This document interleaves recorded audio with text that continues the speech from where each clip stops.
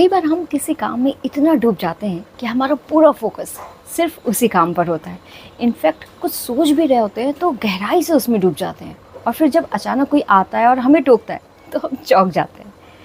हम उस समय गुस्सा भी आता है, लेकिन हमारे माइंड का प्री फ्रंटल कॉर्टेक्स डेवलप हो चुका होता है, इसलिए हम अपने रिस्पॉन्स को मैनेज कर लेते हैं।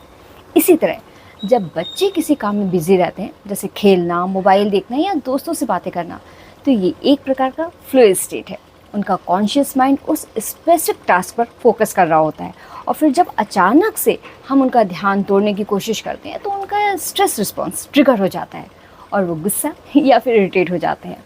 और अक्सर रूडली जवाब दे देते हैं, क्योंकि उन्हें अपना ध्यान सडनली बदलना पड़ता है, जिसके लिए उनका माइंड तैयार नहीं होता, क्योंकि उनका माइंड का एक पार्ट प्रीफ्रंटल कॉर्टेक्स बड़ों की तरह डेवलप नहीं होता। इसलिए जब बच्चे किसी काम में डूबे हुए हों तो उनका